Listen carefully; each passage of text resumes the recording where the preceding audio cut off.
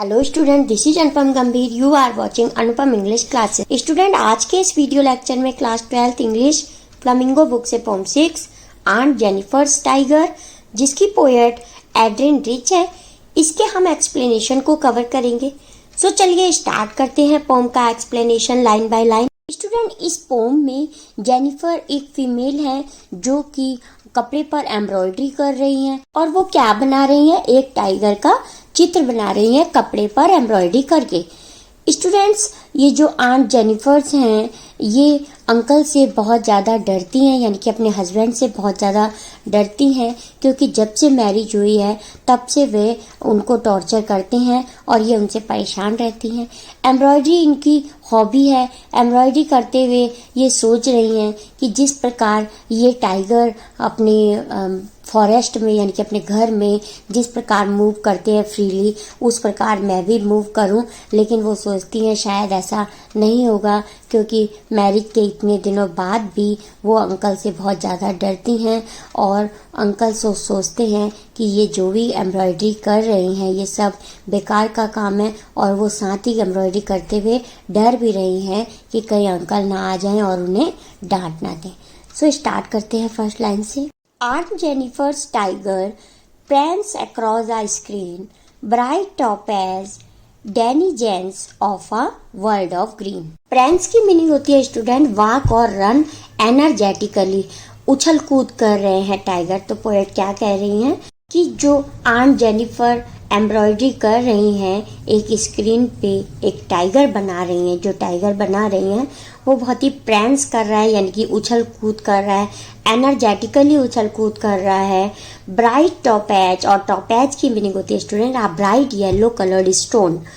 Denizens, तो वो जो टाइगर बना रही है एम्ब्रॉयडरी कर रही है कपड़े पर, वो कैसा है, टॉपैज यानी कि ब्राइट येलो कलर का है, और उसके जो बैकग्राउंड है वो ग्रीन है, क्योंकि फॉरेस्ट भी ग्रीन होता है और उसमें वो एनर्जेटिकली घूमता रहता है टाइगर जो है। तो वैसी एम्ब्रॉयडरी हमारी आंट कर रही हैं।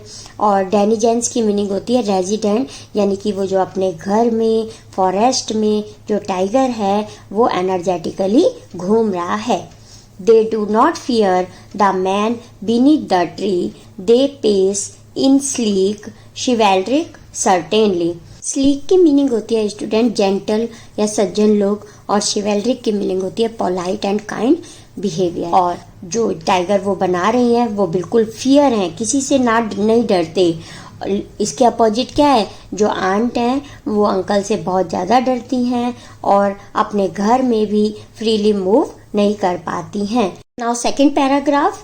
Aunt Jennifer's fingers fluttering through her wool find even the ivory needle hard to pull. और फ्लटरिंग की मीनिंग होती है स्टूडेंट शेकिंग या कांपना। तो जो आंट जेनिफर हैं वो कढ़ाई कर रही हैं, और कढ़ाई करते समय जो उनकी फिंगर्स हैं वो फ्लटरिंग कर रही हैं, यानी कि कांप रही हैं, हिल रही हैं उनकी फिंगर।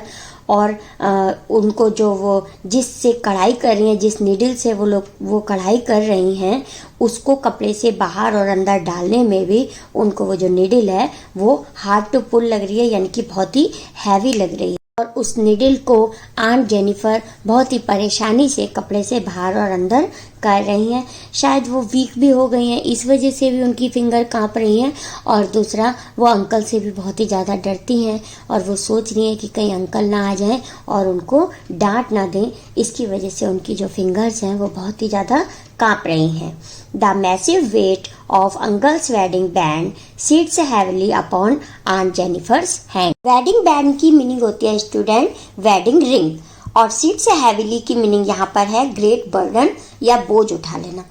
तो आंट कह रही हैं कि मैं जेनिफर से आंट जेनिफर हो गई हूँ, अर्थात मेरी मैरिज को इतने साल हो गए हैं और ये जब से मैंने वेडिंग रिंग पहनी है तब से मुझे ये बहुत ही ज़्यादा बोझा लग रही है, क्योंकि इस रिंग के साथ साथ मेरे सर पे बहुत ही ज़्यादा रिस्पॉन्सिबिलिटी आ गई हैं और मैं अपनी लाइफ अपने तरीके से नहीं जी पा रही हूँ। इसीलिए ये जो आंट जेनिफर हैं उनको जो वेडिंग रिंग है वो भी एक बहुत ज़्यादा बोझ के समान लग रही है। Now last paragraph. When aunt is dead, her terrified hand will lie still ringed with ordeals she was mastered by. Student terrified की मीनिंग होती है फ्राइटेंड, भयाकुल, डरी हुई। और ऑडियल्स की मीनिंग होती है डिफिकल्ट, ट्रायल, और मैस्टर्ड की मीनिंग होती है यूज्ड टू। यहाँ पे हमारी पोएट कह रही हैं कि जब आंट की डेथ हो जाएगी, जब वो मर जाएंगी, तो जो उनके हैंड्स हैं वे लाए, वो भी जमीन पे ऐसे पड़े रह जाएंगे, लेकिन ये जो रिंग है, रिंग फिर भी उनको ऑडियल्स यानी कि डिफिकल्ट, ट्रायल, फिर भी उनका बोझा, जो रिंग का बोझा है, जो रेस्पॉन्सिबिलिटी है, वो उन पे बनी रहेंगी, क्योंकि वो तब भी एज अ वाइफ रहेंगी अंकल की, और उसकी रेस्पॉन्सिबिलिटी को अपने साथ लेकर, अर्थात उस वो जो रिंग है वो उनके साथ रहेगी, और उनकी रेस्पॉन्सिबिलिटी जो थी वो भी उनके साथ रहेगी आंटी के। The tigers in the panel that she made will go on prancing, proud and unafraid. यहाँ पे हमारी पोएट कह रही हैं कि जो पैनल यानी कि उस क्लॉथ पे, कपड़े पर जो वो टाइगर का चित्र बना रही हैं हमारी आंट, उनकी डेथ के बाद भी वो टाइगर्स वैसे ही प्रैंसिंग करते रहेंगे, उछल कूद करते रहेंगे, प्राउड एंड अनअफ्रेड, और प्राउडली मूव करेंगे, किसी से नहीं डरेंगे, फियरलेस होंगे वो टाइगर। इसके विपरीत जो हमारी आंट है वो जीवन भर एक बोझे से लदी रही, और वो कभी भी अपनी इच्छाओं को उजागर नहीं कर सकी। स्टूडेंट, इसी के साथ ये हमारी पोम कंप्लीट होती है। फर्स्ट पोएटिक डिवाइस है rhyme scheme. Two line setup the rhyme scheme. जैसा कि पोम में हम देख सकते हैं, टू लाइन का लास्ट वर्ड राइमिंग है। Screen, green, tree, certainly, wool, pull, band, lie, by, made, unafraid. तो पोम में rhyme scheme AABB CCDD EEFF है। नेक्स्ट पोएटिक डिवाइस पर्सोनिफिकेशन है। जब ह्यूमंस की क्वालिटी को नॉन लिविंग के साथ या एनिमल के साथ एसोसिएट कर दिया जाता है, वहाँ पोएटिक डिवाइस पर्सोनिफिकेशन होती है। फॉर द एग्जाम्पल हम देख सकते हैं स्लीक, शिवेल्डिक, सर्टेनली। यहाँ स्लीक एंड शिवेल्डिक ह्यूमन के लिए आए हैं वर्ड, और सर्टेनली एनिमल के लिए। सो पोएटिक डिवाइस पर्सोनिफिकेशन है। नेक्स्ट पोएटिक डिवाइस मेटाफर है। जब दो चीजों का कंपैरिजन होता है लेकिन उसमें कोई एक चीज कॉमन होती है तथा कंपैरेटिव वर्ड एज या लाइक का यूज नहीं होता, वहाँ पोएटिक डिवाइस मेटाफर होती है। For the example bright topaz, denizens of world of green. इस लाइन में ब्राइट टॉपैज की मीनिंग येलो स्टोन है। येलो स्टोन का कंपैरिजन टाइगर की येलो स्ट्रिप्स से किया जा रहा है, लेकिन कोई कंपैरेटिव वर्ड लाइक या एज नहीं है, इसीलिए यहाँ पोएटिक डिवाइस मेटाफर का यूज है। नेक्स्ट पोएटिक डिवाइस एलिट्रेशन है। एलिट्रेशन पोएटिक डिवाइस में जब एक ही लाइन में दो या उससे अधिक वर्ड का बिगनिंग लेटर कॉन्सोनेंट होता है, वहाँ पोएटिक डिवाइस एलिट्रेशन होती है। फॉर द एग्जाम्पल शिवेल्ड्रिक, सर्टेनली, यहाँ दो कंसोनेंट सी एंड सी एक साथ आने से पोएटिक डिवाइस एलिट्रेशन है। Next second example fingers, fluttering में एफ और एफ कंसोनेंट एक साथ आए हैं, बिगनिंग लेटर भी है, एंड पैंसिंग, प्राउड, इसीलिए यहाँ पोएटिक डिवाइस एलिट्रेशन है। लास्ट पोएटिक डिवाइस है हाइपरबोल।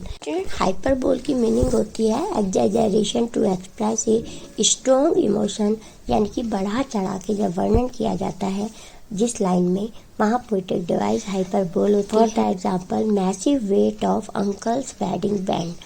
अब यहाँ मैसिव वेट यानी कि बोझा, और वेडिंग बैंड की मीनिंग होती है रिंग। तो रिंग का इतना ज़्यादा वेट बढ़ा चढ़ा के वर्णन है ना, तो यहाँ पे इस लाइन की मीनिंग है कि जो अंकल हैं, अंकल के टॉर्चर के कारण वेडिंग रिंग भी बोझा लग रही है हमारी आंट जेनिफर को, तो इसीलिए यहाँ पोएटिक डिवाइस हाइपरबोल का यूज है। एड्रिन रिच खुद एक फीमेल है, और इन्होंने एक फीमेल के बारे में पोम लिखी है जिनका नाम आंट जेनिफर है, जो कि अपने हस्बैंड से बहुत ही ज्यादा डरती हैं तथा इनकी हॉबी एम्ब्रॉयडरी करना है।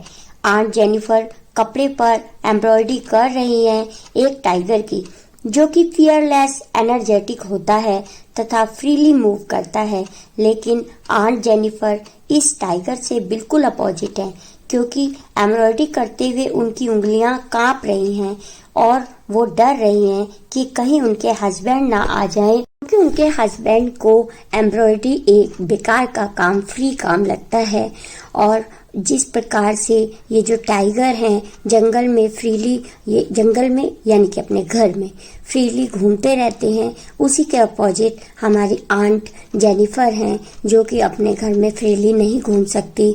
उनको अपने हस्बैंड से बहुत ही ज़्यादा डर लगता है और उनके सभी ऑर्डर को मानना पड़ता है। वे कभी अपनी इनर फीलिंग को बाहर भी नहीं ला सकती, वे केवल वही करती हैं जो उनके हस्बैंड चाहते हैं। आंट जेनिफर कपड़े पर फियरलेस टाइगर का चित्र इसलिए बना रही हैं क्योंकि वे चाहती हैं कि मैं भी इस टाइगर की तरह फियरलेस हूँ और किसी से भी ना डरूं। ये fearless tiger bright yellow colour के है।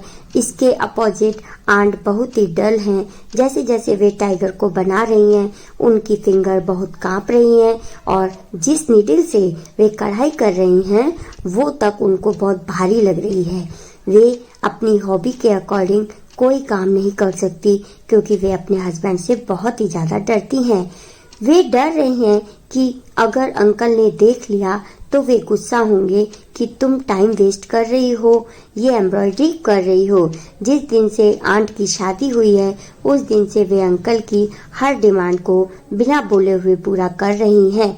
जो मैरिज रिंग उन्होंने पहनी हुई है उसको देखती हैं और कहती हैं कि मैं तो इसी के बंधन में हमेशा के लिए फंस चुकी हूँ, लेकिन अब इस रिंग को देखकर वे बहुत नाराज होती हैं क्योंकि अंकल ने उन्हें हिट किया है और उन्हें कभी भी खुश नहीं रखा।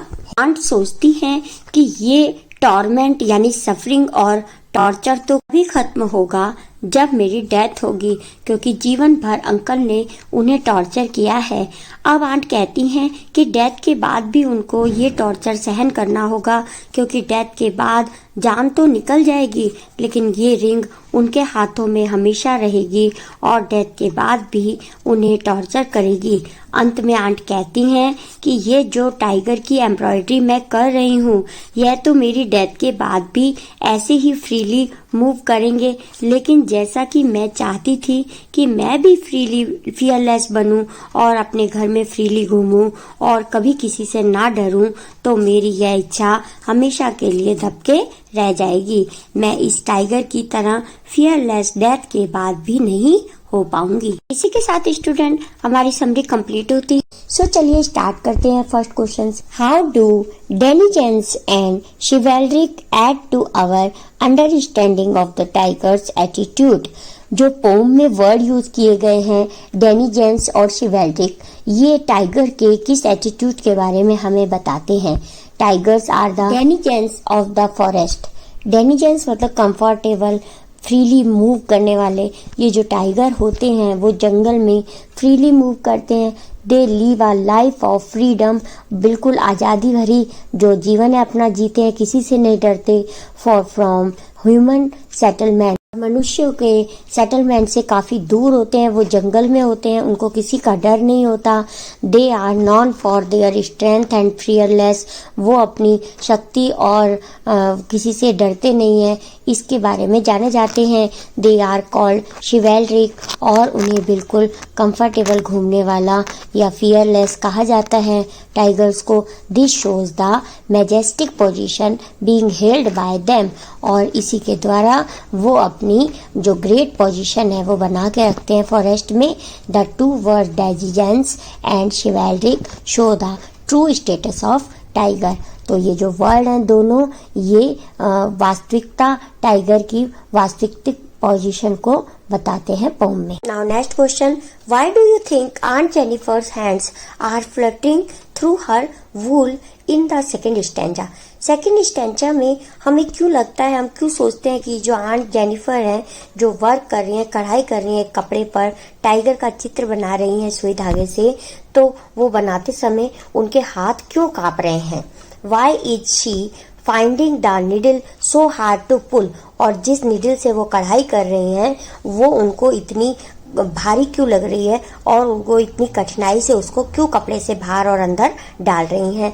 Aunt Jennifer's hand are fluttering probably because she is scared of her husband.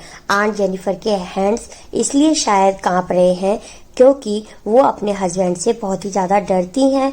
Who could come any time and scold her for sitting idle and wasting her time doing embroidery। वो डर रही हैं कि किसी भी टाइम उनके husband आ जाएंगे और उन्हें ये काम करता हुआ, एम्ब्रॉयडरी करता हुआ देखकर वो कहेंगे कि ये कितना तुम बेकार का काम कर रही हो, अपना टाइम खराब कर रही हो, इतना कहकर उनको डांटेंगे। शायद इसीलिए उनकी फिंगर्स कांप रही हैं। She finds the needle so hard to pull, और उनको जो नीडल है वो बहुत ही भारी लग रही है, because her fingers are tired of working endlessly all through her life. कि पूरे जीवन काम कर करके जो उनके हाथ हैं वो बहुत ज़्यादा ही थक चुके हैं।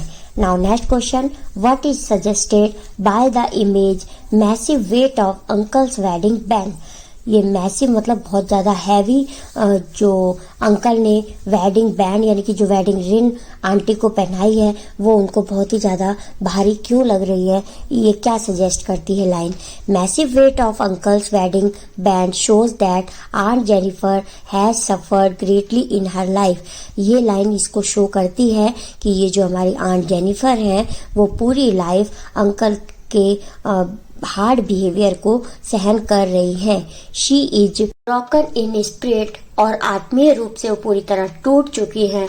हर marriage has been an iron band on her freedom, और ये जो मैरिज का बैंड है अर्थात जो रिंग उन्होंने शादी के समय पहनी है, तब से शादी से लेकर आज तक वो उनको अपने बंधन में उसने जकड़ रखा है, अर्थात वो अंकल की रेस्पॉन्सिबिलिटीज को ही पूरा करती रहती हैं, वो अपनी लाइफ नहीं जी पा रही हैं। The iron band is symbolic of the weight of the harsh and unhappy experience of her marriage life. Marriage life का अनहैप्पी एक्सपीरियंस और अंकल के हार्श बिहेवियर को सिंबॉलिक दिखाती अर्थात दर्शाती है ये मैरिज रिंग। नेक्स्ट क्वेश्चन है, of what or of whom is aunt Jennifer terrified in third stanza. Third stanza में किस बात से और किसके आने से जो हमारी आंट जेनिफर है वो डर रही हैं। Aunt Jennifer married life has been very unhappy and miserable. Aunt Jennifer की जो लाइफ है मैरिज के बाद से वो बहुत ही अनहैप्पी हो गई है और असहनीय हो गई है। It appears that her husband treated her harshly. ये इसको दर्शाता है कि जो अंकल हैं मैरिज से लेकर आज तक उन्होंने उनको बहुत ही परेशान किया है और उनके कठोर बिहेवियर से वो पूरी तरह दब चुकी हैं। ही बुलीड एंड टेरिफाइड हर, वो उनसे बहुत ज़्यादा डरती हैं। The poetess says that she will remain afraid of her husband even after death. वो पोएट कहती हैं कि डेथ के बाद भी वो अंकल से इसी प्रकार डरती रहेंगी। Next question is, why do you think Aunt Jennifer's created animals that are so different from her own character? What might the poet be suggesting through this difference?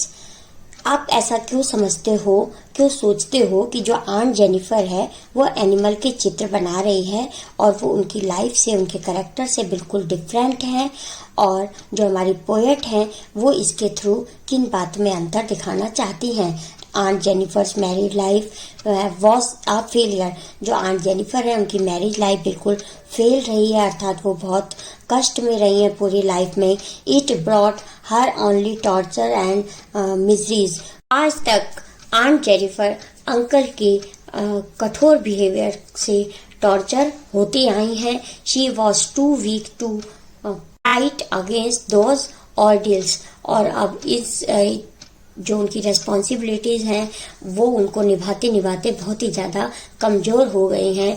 But in her imagination she created tiger which are a symbol of strength and freedom. लेकिन aunt Jennifer जो tiger create कर रही हैं, कपड़े पे बना रही हैं, वो उनकी स्ट्रेंथ और फ्रीडम का प्रतीक है। In her heart she longs to be like the tiger, that is why she created tigers on the pen. Aunt Jennifer tiger को बहुत ही पसंद करती हैं, अर्थात वो उनको बहुत अच्छा लगता है कि जो टाइगर है वो कितने फियरलेस होते हैं, एनर्जेटिकली मूव करते रहते हैं फॉरेस्ट में। इसके विपरीत मैं अपने घर में भी फ्रीली मूव नहीं कर सकती, that is why she created tigers on the panel. इसीलिए शायद वो एक कपड़े पर, पैनल पर टाइगर का चित्र बना रही। तो स्टार्ट करते हैं फर्स्ट वर्ड से। Friends, walk or run energetically. Topaz, a bright yellow colored stone. Denizens, resident, pace, move या चाल. Sleek, gentle या सज्जन. Chivalric, polite and kind behavior, शिष्टता. Fluttering, shaking. Ivory, needle. यहाँ पे ivory की मीनिंग needles यानी कि सुई से ली गई है. Hard, difficult. Next word is wedding band, wedding ring. Sits heavily, great burden, बोझ उठाना. Terrified, frightened. Ordeals, difficult trial. Master, used to. Prancing, to move around proudly. और अनअफेयर, fearless. ये स्टार्ट करते हैं फर्स्ट एमसीक्यू से. Who is the poet of the poem? Aunt Jennifer's tiger की poet कौन है? Adrienne Rich. Second, what is the poet conveying through aunt Jennifer's tiger? Aunt Jennifer's के tiger के थ्रू पोएट क्या कन्वे करने चाह रही हैं हमें? Female existence and their fear of man. Student, इस पोम में एक लेडी है जिनका नाम जेनिफर है. वो एक कपड़े पर एम्ब्रॉयडरी कर रही हैं और उस पे वो टाइगर्स के चित्र बना रही हैं. एक्चुअली में वो अपने हस्बैंड से बहुत डरती हैं और वो चाहती हैं कि जिस प्रकार टाइगर फॉरेस्ट में एनर्जेटिकली और फियरलेस होके घूमते हैं ऐसे ही मैं भी अपने घर में फियरलेस हूँ, लेकिन वो ऐसा बिल्कुल नहीं कर पा रही हैं और अपनी हॉबी के चलते वो एक कपड़े पर टाइगर के चित्र बना रही हैं. तो इस क्वेश्चन में पोएट कहना चाह रही हैं कि वो टाइगर के चित्र के माध्यम से हमें क्या दर्शाना चाहते हैं. तो एक फीमेल किस प्रकार से एक अपने हस्बैंड से या मैन से डरती है तो उसकी फीलिंग को दर्शाया जा रहा है इस पोम में ऑन जेनिफर्स के टाइगर के थ्रू. Next question, what is the wedding band?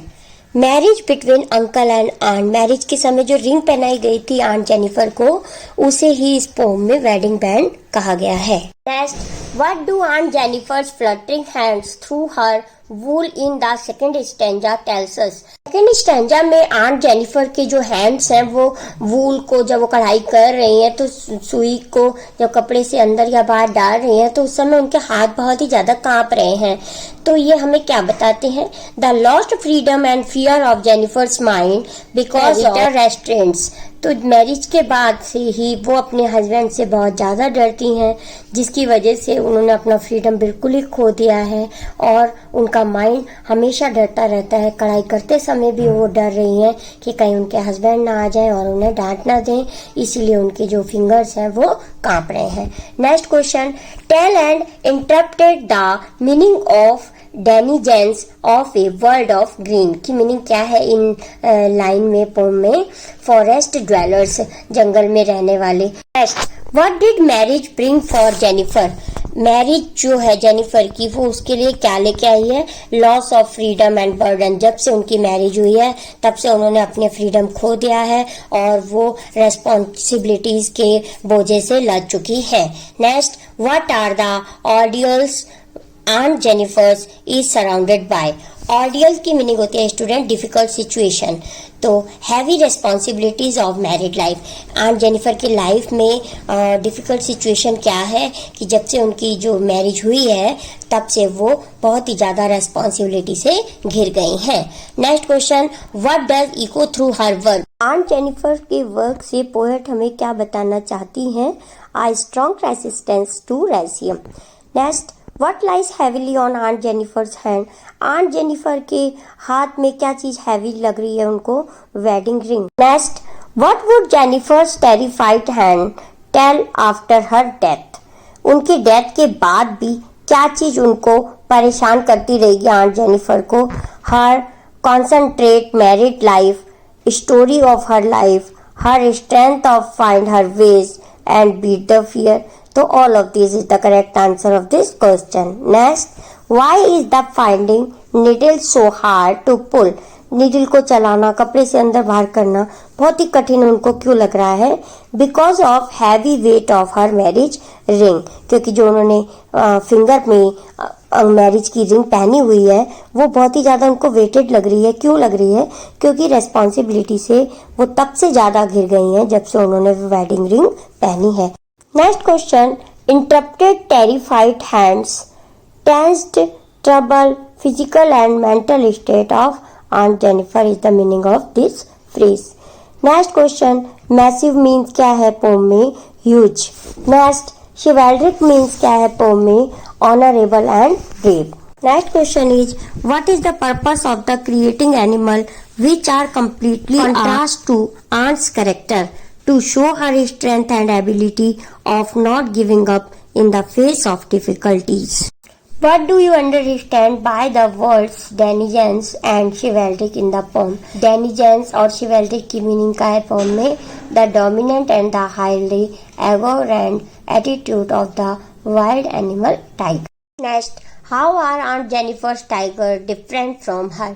Aunt Jennifer के जो टाइगर हैं, जो वो एम्ब्रॉयडरी कर रही हैं, कपड़े पे बना रही हैं टाइगर का चित्र, वो टाइगर उनके अपने आप से कैसे भिन्न है? Tigers are courageous and carefree and aunt is terrified. जो टाइगर होते हैं वो किसी से नहीं डरते और बिल्कुल फ्रीली मूव करते हैं फॉरेस्ट में, और जो आंट है वो उनके बिल्कुल विपरीत है. वो बहुत ही ज़्यादा डरती हैं अंकल से और फ्रीली अपने घर में भी मूव नहीं कर सकती. Next question, why did aunt embroidery tigers on the panel? कपड़े पर टाइगर के चित्र क्यों बना रही हैं, एम्ब्रॉयडरी क्यों कर रही हैं टाइगर्स की aunt Jennifer? To express her fighting spirit of worries, to express her strength, to express her repressed feeling. All of these is the correct answer of this question. Next, what did Ordeals of through times do in Jennifer's life? Aunt Jennifer के जीवन में क्या क्या दिक्कतें आई हैं उनको बताना है. तो they cursed her artistic personality. Next is, how do the prancing tiger look? उछल कूद करते हुए टाइगर कैसे दिख रहे हैं? Like topaz, like coal, both या नन? तो like topaz is the correct answer of this question. Student गलती से मार्क नहीं हुआ है. ये टॉपैज की मीनिंग होती है ब्राइट येलो कलर का स्टोन की तरह. ये जो टाइगर है वो जो बना रही है, एम्ब्रॉयडरी कर रही है आंट जेनिफर, उसकी तरह दिख रहे हैं. Next question, what is aunt doing in the poem? में क्या कर रही है हमारी aunt? Embroidery is the correct answer of this question. Next, the attitude of the poet towards aunt Jennifer is that sympathy, love, hatred या none? तो sympathy is the correct answer of this question. Next, aunt Jennifer's family consist of she and her husband. उनकी family में केवल वो और उनके husband है. Next, what issue does the poem Aunt Jennifer's tiger address? किसको address करते हैं पोम में आंट जेनिफर के tiger? Constraints of married life a women experience. एक वुमेन की जीवन में किस प्रकार मैरिज के बाद बदलाव आ जाते हैं, रेस्पॉन्सिबिलिटीज बढ़ जाती हैं, इस चीज को शो किया है इस पोम में. What is the presented through uncle's character? Uncle के करेक्टर के थ्रू क्या प्रेजेंट किया गया है पोम में? चेविनिज्म. चेविनिज्म की मीनिंग होती है लेडीज को दबा कर रखने वाले या उनको हिट भी करने वाले लोगों को चेविनिज्म कहा जाता है. Next question, what is the meaning of the word chivalric? की मीनिंग क्या है पोम में? Commanding and demanding high respect. Next question is, what does the image massive weight of the wedding band mean? बहुत ही ज्यादा अधिक wait बताया गया है वेडिंग रिंग का, ऐसा क्यों? Wedding band of hard married life, क्योंकि वो जो जब से उन्होंने वो मैरिज रिंग पहनी है आंट जेनिफर ने, तब से वो रेस्पॉन्सिबिलिटी से बहुत ज्यादा दब चुकी हैं, इसीलिए उनको मैसिव वेट कहा गया है वेडिंग रिंग को. The rhyme scheme in stanza 1 की राइम स्कीम क्या है? ए ए बी बी. दो लाइनों में, हर 2 लाइनों में स्टूडेंट राइमिंग वर्ड दिए गए हैं. तो पूरी पोम में A B B C C D D E F F ये राइमिंग स्कीम का यूज किया गया है. तो फर्स्ट स्टैंजा में कौन सी राइमिंग स्कीम है? क्योंकि 4 लाइन्स है, स्टार्टिंग की 2 लाइनों के लास्ट वर्ड्स राइमिंग है और थर्ड और फोर्थ लाइन के भी लास्ट वर्ड राइमिंग है, इसलिए ए और बी भी राइमिंग स्कीम का यूज है. नेक्स्ट है, the pace is refer to. Pace का किसके लिए रेफर किया गया है पोम में, किसके लिए आया है? Jennifer's family member is the correct answer of this question. Next, denizens of a world of green means resident of forest. Next, prance mean to jump ahead यानी कि उछल कूद करने वाले tigers. Last question is, how are tigers described in the poem? में tiger के किस प्रकार से डिस्क्राइब किए गए हैं? fearless, edge, ferocious, chivalric. तो all of these is the correct answer of this question. इसी के साथ स्टूडेंट ये वीडियो लेक्चर कंप्लीट करते हैं। I hope this video lecture is very helpful to you. If yes please like this video, share this video and subscribe my channel for more videos. Thank you so much for watching. मिलते हैं next video lecture में, तब तक के लिए bye.